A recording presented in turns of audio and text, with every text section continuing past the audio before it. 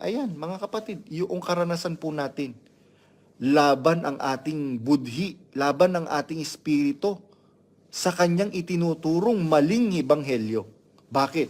Ang sabi po ng Biblia malinaw Sabi ng Biblia, kaawaan ninyo ang mga nag-aalinlangan. Agawin ninyo ang mga ahatulan sa hapoy ng paghuhukom. Anong utos niya, no? I-block ninyo. Nagtanong tungkol sa kung totoo ba yung ganito, totoo ba yung ganito na kumakalat sa internet. I-block ninyo. I-block ninyo agad. Tapos sasabihin nila, meron daw akong balak maging KNP. Hello. Yan lang ang masasabi ko. Hello. Hindi totoo yan. Kasi ako, nung dumidestino ako, gusto ko lagi meron akong kasamang manggagawa. Bakit? Gusto ko, yun lang yung naka-front. Ako kikilos na lang. Gusto ko magluluto na lang. Aasikasuhin ko yung mga kapatid. Oo, ang mga aso ay matatakaw. Sila'y kailanman ay walang kabusugan. At ang mga ito ay mga pastor na hindi nakakaunawa. Sila'y nagsilikong lahat sa kanilang sariling daan na mula sa lahat ng dako, bawat isa'y sa kaniyang pakinabang. Napakalinaw mga kapatid, Napakalinaw. Uulitin ko mga kapatid. Nakasulat po yan, meron po kayong mga Biblia. Buksan ninyo mga Biblia nyo kung wala kayong Biblia.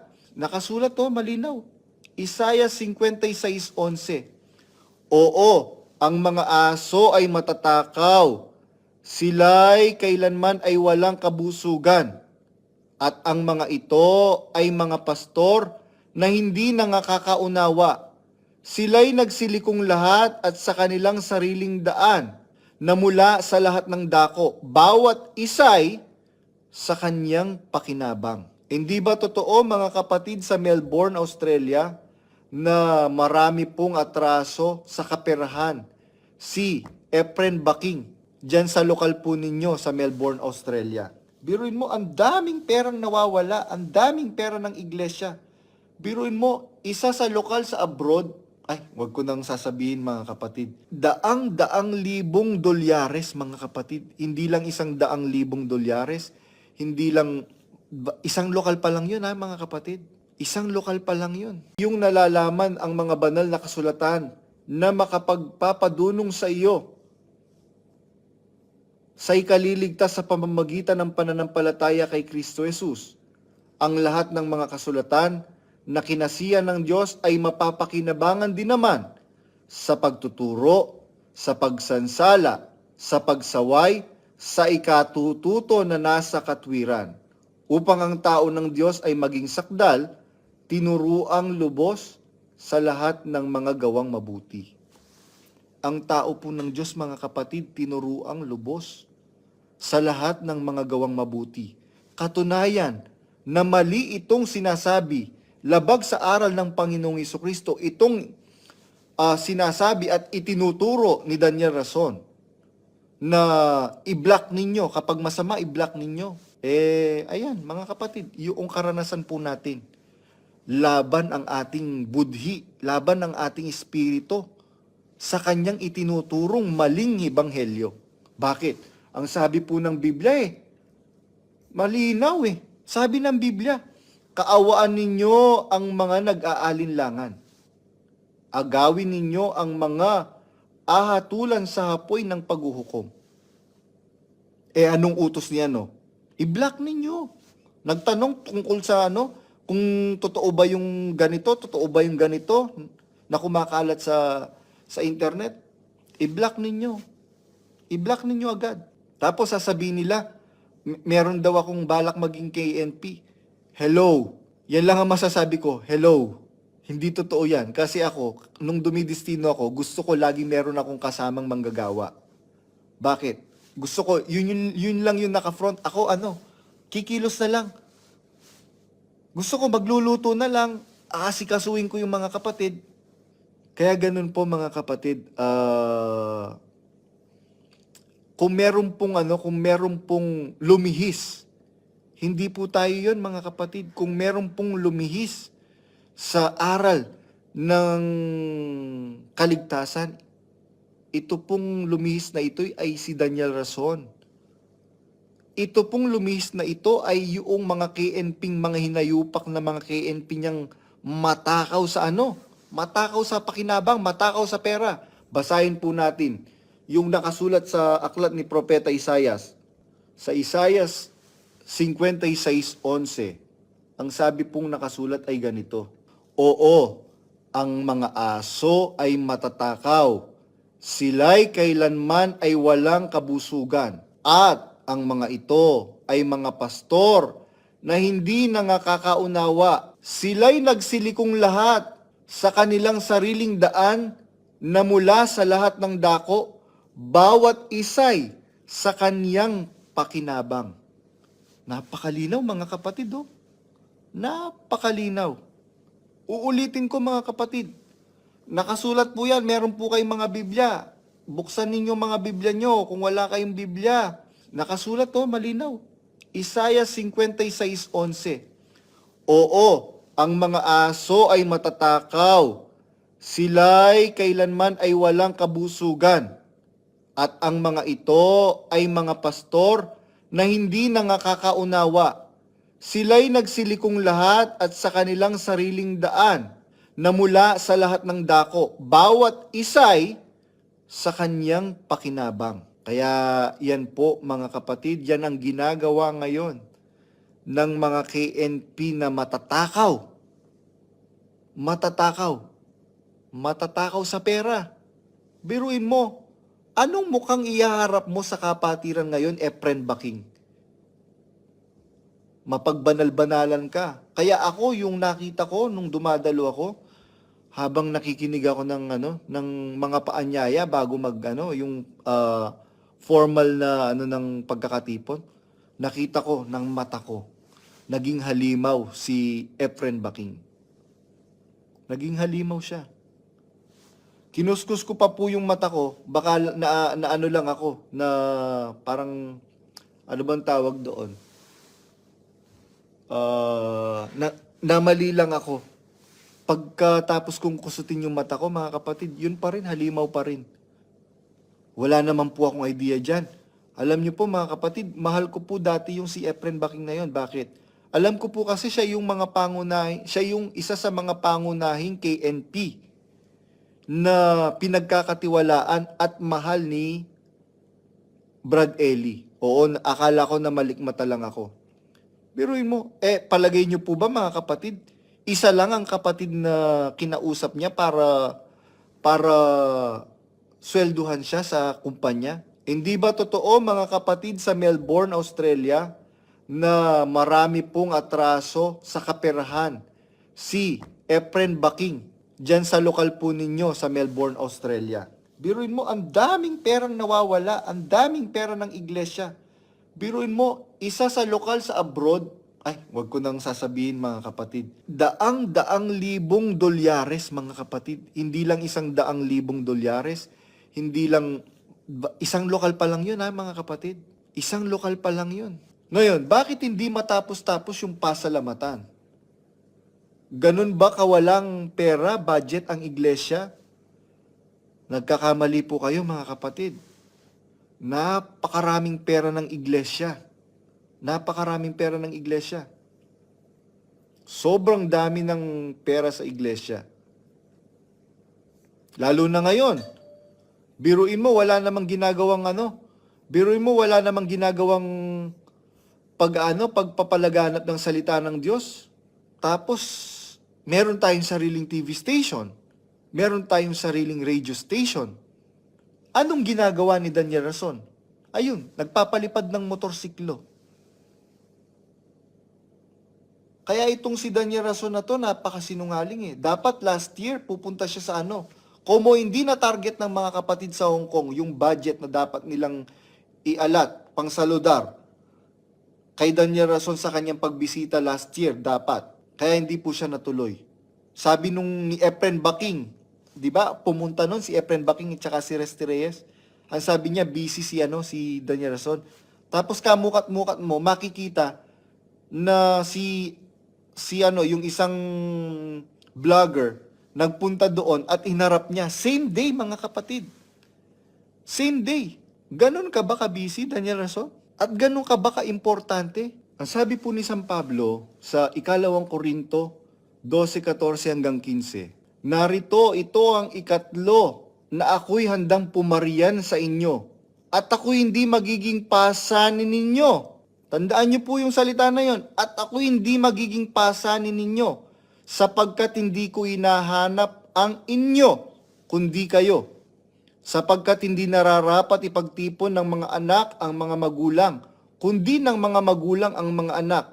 At ako'y gugugol ng may malaking kagalakan at pagugugol dahil sa inyong mga kaluluwa. Kung kayo'y iniibig ko ng lalong higit, ako bagay iniibig ng kaunti. Alam niyo po mga kapatid, itong punta ni Daniel Rason sa Hong Kong, alam niyo po ba ang sumagot po niyan? Ang mga kapatid sa Hong Kong. Karamihan po ng mga kapatid sa Hong Kong, mga kapatid, domestic helper. Hindi po natin sa minamaliit yung mga kapatid na domestic helper. Hindi po. Wala po tayong sinasabing minamaliit natin. Pero, ang gusto ko pong maintindihan po ninyo, sabi ni San Pablo, napakalinaw. Narito ito ang ikatlo na ako'y handang pumarian sa inyo at ako'y hindi magiging pasanin ninyo. Sapagkat hindi ko hinahanap ang inyo, kundi kayo. Ang mangangaral ng Diyos, hindi nagpapabigat. Merong kapatid sa Taiwan nung bumisita si Daniel Rason sa Taiwan. Yung isa sa mga anak ni Daniel Rason, alanganing oras, parang nag-crave ng pagkain na particular, nakalimutan ko lang yung pagkain na sinabi nung kapatid. Alam nyo po mga kapatid, ang layo-layo ang layo-layo nung pinagbilhan nung pagkain na kinrave nung isa sa mga anak ni Daniel Rason. Nung ibigay po, nakita lang, nandun lang, hindi man lang, paano ba? Pinabaya lang sa lamesa. So walang walang pakialam. Pero mo nag-effort yung mga kapatid. Alam niyo po mga kapatid, with all fairness si Brother Eli, lugaw lang po, okay na po siya. Lugaw lang po, talagang wala pong exaggeration po 'yon mga kapatid. Lugaw lang. Masaya na po si Brad Eli. Etong si Daniel Rason, naku. Kaya tingnan niyo yung tiyan niya, ang laki-laki. Napakatakaw. Matakaw sa atensyon, matakaw sa papuri. Kaya itong si Daniel Rason talagang susumpain to ng Diyos eh. Hindi ka kinikilabutan na laging binabanggit sa pasalamat yung pangalan mo. Samantalang nung buhay si Brad Eli, sasabihin pa lang ng kapatid yung pangalan niya, kapatid, wag mo nang ituloy yan. Wag mo akong pasalamatan mo ang Diyos. Okay na yung sabihin mong salamat po sa Diyos. Okay na yon. Totoo, pa-humble effect. Yung pag-ganon-ganon niya na parang santo. Gunggong ka Daniel Rason. Ay nako mga kapatid ko. Yun lang po ang aking masasabi. Siguro napakarami ko na pong sinabi ngayon. Biro mo, sarili mong mga kamag-anak. Yan, pinagtatawanan ka. Bakit? Unang Timoteo 5:8. Datapwat kung ang sino man ay hindi nagkakandilis sa mga sariling kanya, lalong-lalo na sa kanyang sariling sambahayan, ay tumanggi siya sa pananampalataya at lalong masama kaysa hindi sumasampalataya. Alam niyo po mga kapatid, si Brad Eli, kahit hindi niya po kadugo, kinukup-kup niya. Doon ko po na-appreciate kay Brother Eli kung gaano kahalaga ang kapatid. Ang sabi po ni Brad Eli, basta yung salitang kapatid nakadikit pa sa isang kapatid, nangangahulugan niya ng dugo ng Panginoong Hesukristo. Kaya noon, sinasabi ng kapatid na Eli, sa iglesyang ito, wala kahit isa na isa mang kapatid na mapapabayaan sa abot ng aming nalalaman. Wala mamamalimos. Walang mamamalimos sa iglesyang ito, sabi ng kapatid na Eli. Totoo po yun sa loob ng kapatid na Eli, mga kapatid, sa abot ng kanyang makakaya. Hindi. Biruin mo, pagmamalaki mo pa sa pulpito na wala akong utang na loob. Nagkasakit yung nanay ko, nagkasakit yung tatay ko, pinagamot mo. Namatay sila, yung nanay at tatay ko, pinalibing mo. Ano, Daniel Rason? Ang kapal ng pagmumukha mo para sabihin mo yan. Ni piso wala kang ambag, Daniel Rason. Ni piso wala kang ambag. Kaya nung pumunta sa Lamay, si Brandon Kapulong, kaya alam niyo po mga kapatid, kahit may tampo ako dun sa mag-asawa na yon, mahal ko pa rin yun. Lalo na yung mga anak nila, mahal ko yung mga anak nila. Kaya kahit may mga sinasabi-sabi yung iba dyan, lalo na kay Sid ng concert, ako mismo kinausap ko yung bata. Okay lang yan, sabi ko. Ako masaya ako. Kasi nakita ko po yung mga anak ni Brandon Kapulong. Tinuruan po sila na tumulong sa gawain. Kung mag-abuloy po yun mga kapatid, ganyang kakapal. At ang kulay lang ng abuloy nila, dalawa lang. Dalawa lang po mga kapatid. Kulay ng 500 at kulay ng 1,000. Si Yeye at saka si Sid. Si Teban, hindi ko na po masyadong Isa ako sa mga nag-alaga kay Teban nung bagong panganak hanggang siguro mga 3 years old. Ganon. Kaya itong mga bagong kabit kila Brandon Kapulong na sasabihin na wala akong utang na loob. Hoy, napasama ako kina Brandon Kapulong, mahirap pa lang sila. Kaya wag niyo akong aanuhin na wala akong utang na loob. Unang-una, wala naman akong sahod dyan. At sila ang makakapagpatunay na hindi ako tamad dyan. Dati nangangalakal pa lang kami sa Baclaran, tsaka sa Divisoria. Ang hirap-hirap ng parking sa Divisoria. Papasan-pasanin mo yung mga kalakal na pinamili namin ni Brandon. Tapos si Sis Lisel na naghihintay sa sakyan kasi sakitin po si Sis Lisel. Mahina ang katawan. Tapos ang kinakain lang po namin noon, Jollibee. Jollibee po, hindi pa po bawal noon, pinagbabawal. Nahayagan yung Jollibee. Kumakain po kami ng Jollibee. Tapos pag si Sis Lisel, nasa gitna kami ng traffic, tabo lang. Ganun po kami ganun kami ka-close. Pamilya na ang turingan namin. Pagkakain kami ng Jollibee, yung kanin, isasawsaw lang namin doon sa gravy. Kakainin namin ganun. Walang kutsa-kutsara.